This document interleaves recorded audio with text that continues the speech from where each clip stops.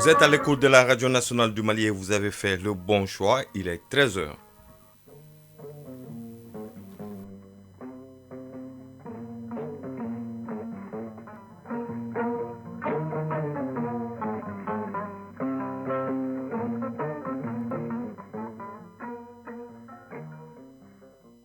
Le journal Bemba Sibi.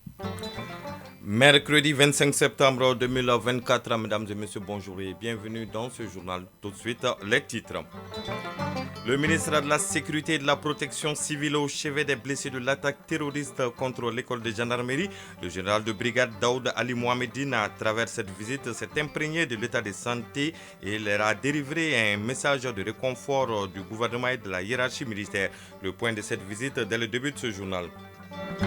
Mieux comprendre l'intelligence artificielle pour faire face à la manipulation, la désinformation et le mensonge sur les réseaux sociaux. C'est l'objectif d'une formation à l'intention de journalistes et blogueurs maliens, une initiative de Appel Mali et NDI. Dans l'actualité internationale, nous parlerons de la réintégration de la Guinée à l'OIF, l'adoption d'un nouveau code électoral au Togo ou encore l'appel de l'Union africaine à un cessez-le-feu au Soudan. Dans la chronique environnement, nous faisons un focus sur le Liptako Gourma, qui est une région au cœur de nombreuses préoccupations en matière de sécurité climatique et de développement durable. Cette zone partagée entre le Burkina Faso, le Mali et le Niger est sous la tutelle de l'autorité de développement intégré de la région du Liptako Gourma, une institution aux missions multiples et cruciales. En sport, nous parlerons de la légère modification des dates de compétition africaine des clubs par la CAF, du tournoi UFOA A, catégorie junior qualificative pour la CAN des moins de 20 ans, dont les demi-finales se jouent aujourd'hui. Il sera également question du tournoi interligue de basketball qui bat son plein à Bougouni. Voilà pour les titres de développement dans un instant. Une fois de plus, bonjour et bienvenue dans ce journal. Les blessés de l'attaque terroriste survenue le mardi dernier à Bamako ont reçu la visite d'une forte délégation de la hiérarchie militaire conduite par le ministre de la Sécurité et de la Protection civile. Le général de brigade Daoud Ali Mohamedine, à travers cette visite, voulait s'imprégner de l'état de santé de la prise en charge des soldats. Le ministre a profité de l'occasion pour délivrer le message de réconfort du gouvernement et de la hiérarchie militaire aux blessés et réaffirme la ferme conviction des femmes à lutter contre le terrorisme jusqu'à leur ultime sacrifice. Le point de la visite avec Aridou Matina. Le commandement militaire au chevet des blessés de l'attaque terroriste perpétrée le 17 septembre dernier contre l'école de gendarmerie de Faladje. Le ministre de la Sécurité et de la Protection civile, accompagné du chef d'état-major général des armées, ainsi que Koulibaly Mariam Maïga, assurant l'intérim de la ministre de la Santé et du Développement social, rend visite aux blessés pour s'enquérir de leur santé. Général des brigades Daoud Ali Mohamedine, ministre de la Sécurité et de la Protection civile. Sur instruction du président de la transition, son excellence le colonel Assimi Goïta, de venir rendre visite à nos blessés et par la même veine les souhaiter prompt rétablissement au nom du gouvernement du Mali et au nom de l'ensemble du peuple du Mali. Les blessés de l'attaque barbare, malgré leur situation, ont le moral au beau fixe. Depuis que l'incident malheureux est survenu, le personnel soignant n'a ménagé aucun effort pour la prise en charge des blessés. Le constat à tous les niveaux, d'abord les blessés sont très bien pris en charge. Nous avons constaté aussi de façon générale leur morale. Je tiens à saluer le professionnalisme, l'engagement du corps médical au niveau de toutes les structures que nous avions eu à visiter, que ce soit au niveau des structures hospitalières, que ce soit aussi au niveau des infirmeries de garnison, des structures militaires, à féliciter tous ceux qui se sont impliqués pour la prise en charge de ces blessés, que ce soit les médecins, les infirmiers, tout le corps médical civil et militaire. Malgré la complexité de la situation, les forces armées maliennes resteront déterminées à mener la lutte contre les forces du mal. Général de brigade Daoud Ali Mohamedine, ministre de la Sécurité et de la Protection civile. Lutter contre le terrorisme, le banditisme sous toutes ses formes n'est pas un travail facile, mais c'est notre travail, nous devons le faire. Ce qui est arrivé ne doit pas nous démoraliser. Au contraire, ça doit encore nous donner de l'énergie, le moral, la volonté de continuer à nous battre, de continuer à protéger notre pays. Personne ne viendra faire ce travail à notre place. J'ai aussi invité les jeunes à beaucoup plus d'engagement, beaucoup plus d'abnégation. Cette visite initiée par le ministre de la Sécurité et de la Protection civile intervient après celle effectuée par le chef d'état-major général des armées. Le général de brigade Daoud Ali Mohamed Din, au chevet donc des blessés de l'attaque terroriste du 17 septembre dernier. Sur un tout autre plan, une session de formation à l'intention des acteurs du patrimoine documentaire s'est ouverte hier à Bamako. Cette session de formation est organisée par l'UNESCO et le ministère en charge de la culture. Elle vise à renforcer la capacité des participants sur la préparation des dossiers d'inscription au registre international de la mémoire du monde. Ibrahim Kaoukonati.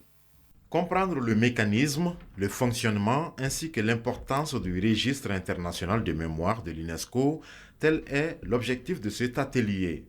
Il vise à outiller les acteurs du patrimoine documentaire sur la maîtrise du processus d'inscription. Dr Banzoumana Traoré, représentant du bureau de l'UNESCO au Mali. Chaque 2 ans, l'UNESCO lance un appel pour l'enregistrement de documents importants. Et depuis 2017, le Mali n'a enregistré aucun document. Donc, il est important qu'on mette à jour nos connaissances sur ces domaines et que nous nous apprêtions à préparer des dossiers pour le Mali qui vont encore rehausser l'image du Mali et faire connaître davantage les patrimoines documentaires maliens.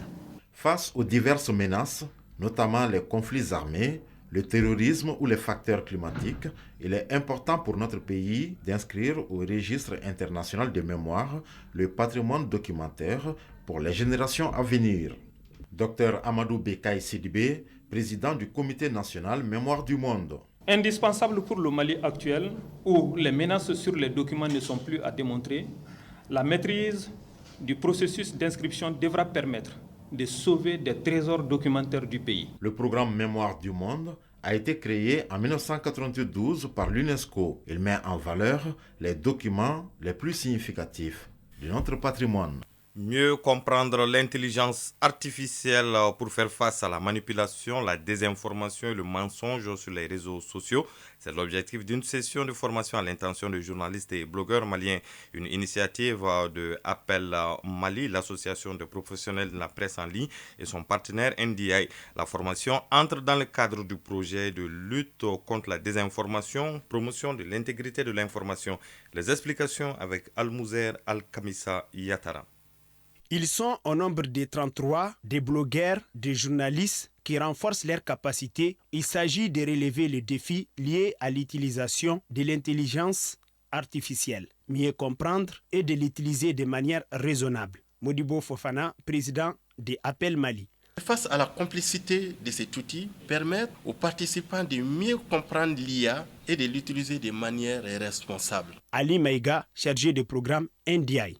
Aujourd'hui, nous sommes dans une forme beaucoup plus pernicieuse de la désinformation à travers les deepfakes. Quelqu'un s'assoit derrière son clavier, il peut prendre le visage de Modibo, il fait dire à Modibo tout ce qu'il veut. Donc, il est important que les professionnels de la communication puissent être capables de déceler le vrai du faux. Les participants seront également édifiés sur la lutte contre la désinformation et promotion de l'intégrité de l'information. Mangoro Konaté, représentant du gouverneur du district de Bamako. L'information est très sensible. Chaque information qui est donnée a une ampleur. Si elle n'est pas vérifiée, elle peut causer beaucoup de tort à la nation. Votre constance dans la recherche de la bonne information, de lutter contre la désinformation, est quelque chose qu'il faut saluer.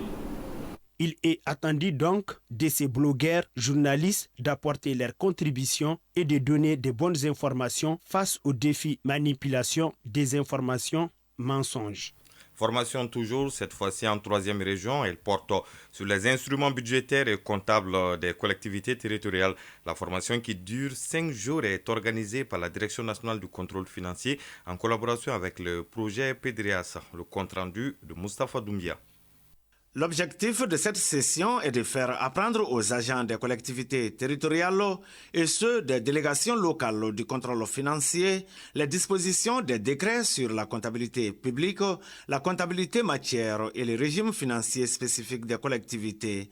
Elle est organisée par la Direction nationale du contrôle financier en collaboration avec les PEDRIAS, projet de déploiement des ressources de l'État pour l'amélioration des services et de riposte à la COVID-19. Philippe Blondin Soumano, directeur régional du contrôle financier de Sikasso.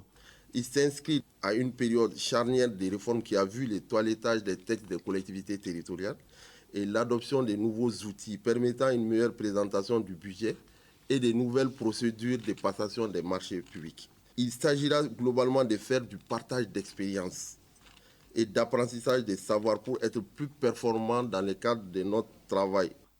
Salif Traoré, représentant du PEDREAS. Financé par la Banque mondiale, la coopération suisse et l'ambassade des Pays-Bas, le projet PEDREAS participe au renforcement des capacités des acteurs de développement, lequel renforcement des capacités est aujourd'hui au cœur des préoccupations des pouvoirs publics. Les participants à la session de 5 jours sont entre autres des délégués locaux du contrôle financier, des régisseurs de recettes et de dépenses, des secrétaires généraux des communes. L'initiative est saluée par le président du conseil régional de Sikasso et par le représentant du gouverneur, Ibrahim Mahaman, conseiller au gouvernorat de Sikasso. Les objectifs fixés prennent en compte les besoins de formation exprimés par les agents de collectivité avec l'adoption de nouveaux outils et la nouvelle présentation budgétaire à moindre nature. Le représentant du PEDREAS a saisi le cadre pour annoncer un appui de 400 millions de francs CFA à 5 communes de la région de Sikasso à l'évaluation des performances dans le cadre du programme de dotation conditionnelle de performance. Sikasso, Mustafa Doumbia et Taïrou Konaté pour l'ORTM. Les programmes Djala, Sourou et Samouri de l'ONG World Vision dans le cercle de Bankas sont arrivés à terme après 15 ans d'activité. Ces 3 programmes ont investi plus de 13 milliards de francs CFA dans divers domaines. La cérémonie de clôture de ces programmes qui s'est déroulée à Bankas a été l'occasion pour les communes bénéficiaires de faire le bilan des activités menées. Le point avec Boubacar Sankari. Après 15 ans d'activité, l'ONG World Vision boucle ses programmes de Djala, Sourou et Samouri dans les communes de Baï, Soukoura, Djalasagou, Touri et Wankuru. Les 3 programmes de World Vision ont investi plus de 13 milliards et demi de francs CFA dans les domaines de l'éducation, la santé, le secteur WOSH, le développement économique, la protection des enfants, la consolidation de la paix et la préparation à la citoyenneté des enfants. Colonel Ali Sidibé, préfet de Bankas. En tant que représentant du gouvernement, je suis satisfait à 99,95% du travail accompli par World Vision. Boubacar aussi, chef de village de Touri. World Vision a fait plusieurs réalisations dans notre village. L'ONG a pratiquement touché tous les domaines, entre autres la santé, l'éducation et la protection des enfants.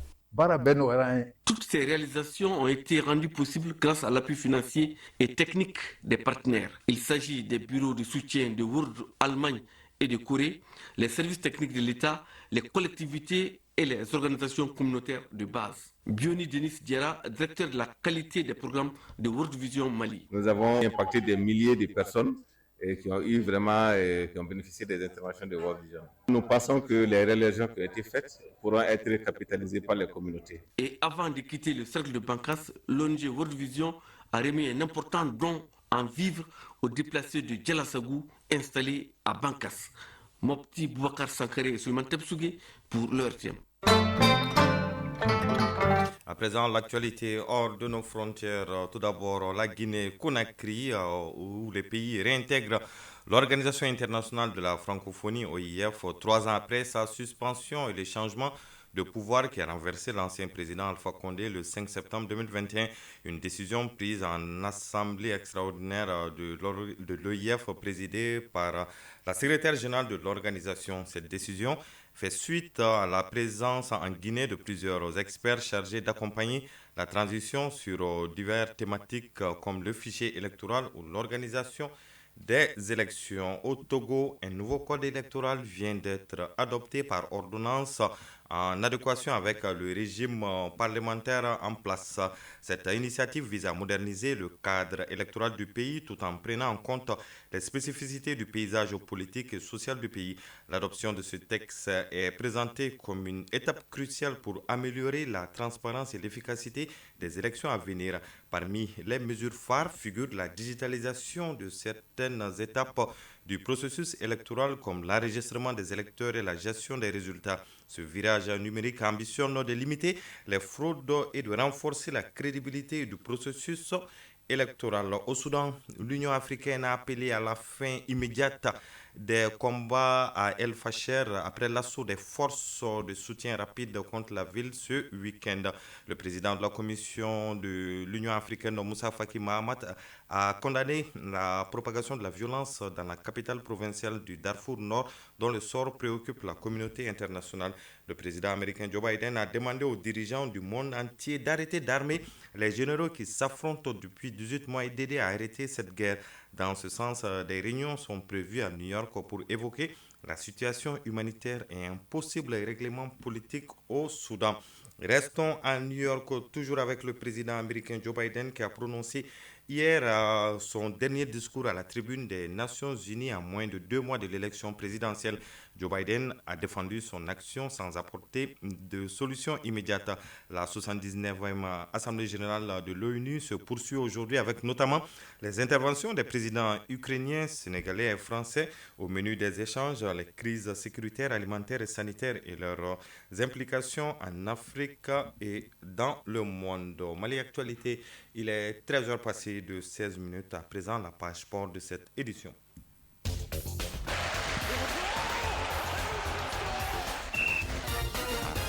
Nous commençons cette page de sport en Europe.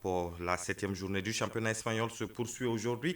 Hier, le Real Madrid a enchaîné en signant une nouvelle victoire sur le continent. Les dates des compétitions africaines des clubs connaissent une légère modification. Tournoi UFOA catégorie junior qualificative pour la CAN des moins de 20 ans. La demi-finale se joue aujourd'hui. Au plan national, le tournoi Interligue de basketball bat son plein à Bougouni. La synthèse de l'actualité sportive, c'est avec Aridjou Matina.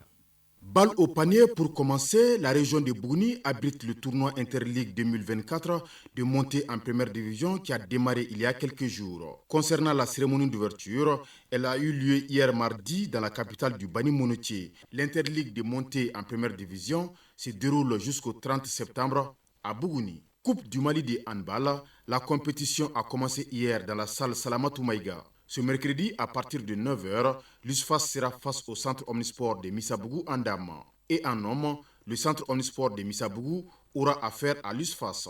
Cet après-midi, à partir de 14h, l'AS Police affrontera le Siki de Kaï en dames. Juste après, en homme, l'AS Police sera face au centre omnisport de Lafiabougou. Déjà hier, en ouverture chez les dames, le Siki de Kaï a battu le CMB 22-16. Et en homme, le centre omnisport de Lafiabougou s'est incliné devant le Siki de Kaya 23-27. Les rencontres qui devraient se jouer dans l'après-midi ont été reportées à vendredi. Sur le continent, suite à la publication du calendrier des éliminatoires du championnat d'Afrique des Nations CHAN, la Confédération africaine de football, CAF, annonce un réajustement du calendrier des coupes continentales. Initialement prévu pour démarrer le 25 octobre prochain, ces éliminatoires vont finalement débuter le 6 novembre et le premier tour de ces compétitions prend fin le 19 janvier 2025. Ainsi, les dates des compétitions africaines des clubs connaissent une modification. Par exemple, la première journée de la phase des poules des compétitions interclubs, qui était prévue du 25 au 27 octobre prochain, est ramenée du 26 au 27 novembre. À noter que 2 clubs maliens sont concernés cette saison par ces compétitions, à savoir le Stade malien de Bamako en Coupe de la Confédération et le Djoliba Athletic Club en Ligue des Champions. Le tirage au sort des 2 compétitions est prévu le 7 octobre au Caire, en Égypte. Le tournoi de l'Union des fédérations ouest-africaines de football, UFOA catégorie junior, se poursuit ce mercredi avec les demi-finales. La première rencontre oppose la Sierra Leone à la Gambie et juste après, le Sénégal sera face à la Guinée. Les 2 finalistes obtiendront leur ticket pour la prochaine phase finale de la Coupe d'Afrique Junior. Les juniors maliens qui étaient dans ce tournoi UFOA ont été éliminés au premier tour et ne participeront pas à la prochaine CAN U20. En Europe, pour terminer, démarrage hier soir de la 7e journée de la Liga espagnole. Victoire 2-1 du FC Séville face au Real Valladolid. Valence a fait match nul 0-0 contre Osasuna Pampelune et victoire du Real Madrid 3-2 face à Alaves, le club de l'international malien, le défenseur Moussa Diarra, qui a joué toute la rencontre. Cette 7e journée du championnat espagnol de première division se poursuit ce mercredi avec les oppositions Girona, Rayo Vallecano et FC Barcelone Retafe à 19h. Chronique de l'environnement. Aujourd'hui, nous faisons un focus sur le Liptako Gourma, qui est une région au cœur de nombreuses préoccupations en matière de sécurité climatique et de développement durable. Cette zone, partagée entre le Burkina Faso, le Mali et le Niger, est sous la tutelle de l'autorité de développement intégré de la région du Liptako Gourma, une institution aux missions multiples et cruciales que nous dévoile Aguibo Coulibaly dans la chronique de l'environnement. Créée en 1970 par les chefs d'État du Burkina Faso, du Mali et du Niger, l'autorité de développement intégré de la région du Liptako Gourma ALG a pour vocation d'améliorer la vie des populations de cette vaste région qui s'étend désormais sur plus de 2,7 millions de kilomètres carrés après une révision de son protocole en 2017. Ces missions sont multiples, allant de la gouvernance à la sécurité en passant par le développement durable. Si Kadiatou Diallo, chef de service environnement et résilience climatique à l'autorité de développement intégré de la région du Liptako Gourma ALG. L'amélioration de la gouvernance, de la paix et de la sécurité à travers une stratégie adaptée aux défis sécuritaires des États membres ainsi qu'une stratégie de stabilisation de la région. La réduction de la pauvreté et enfin le développement durable et le renforcement de la sécurité climatique. Selon les experts de cette structure, un des principaux défis de cette région est la sécurité climatique. La région du Liptako Gourma fait face à un double fardeau, la sécurité climatique et les conflits. Concernant les défis sécuritaires, la crise sécuritaire dans la région du Liptako Gourma entraîne des déplacements massifs des populations, une augmentation des besoins humanitaires et freine le développement des potentialités de la région. Les perturbations des équilibres entre le système agricole et pastoraux, l'augmentation des sécheresses, la modification de la mobilité humaine, l'insécurité alimentaire et les tensions autour de l'accès à l'eau, la réduction des terres arables et la perte de biodiversité. Ces changements environnementaux ont donc un impact direct sur les conflits communautaires. C'est pourquoi l'ALG s'attache non seulement à résoudre les problèmes de développement économique, mais aussi à stabiliser la région sur le plan sécuritaire. Si Kadiatou Diallo, chef de service environnement et résilience climatique à l'autorité de développement intégré de la région du Liptako Gourma ALG. Les conflits fonciers pour l'accès à la terre, agriculteurs, éleveurs, les dégâts des cultures, les obstructions des couloirs de transhumance et enfin éleveurs pour le contrôle et l'accès aux ressources pastorales. La concurrence pour les ressources naturelles résulte des changements environnementaux qui exercent une pression sur la capacité des communautés à maintenir leurs moyens de subsistance. L'autorité de développement intégré de la région du Liptako Gourma, ALG, avec l'aide de ses partenaires, cherche à créer une synergie d'action pour promouvoir la paix, la sécurité et l'accès aux ressources. Le lien entre changement climatique et sécurité est au cœur de ses préoccupations. C'est sur ces précisions sur les missions multiples et cruciales de l'autorité de développement intégré de la région du Liptako Gourma que prend fin ce journal qui vous a été présenté par Bemba Sibi. Mise en onde Abse Traoré, la mise en ligne a été assurée par Mohamed Koulibaly, une réalisation de dossier Baba Diara, coordination Ousmane Daou. Merci de l'avoir suivi et bonne écoute radiophonique sur les zones de Radio Mali.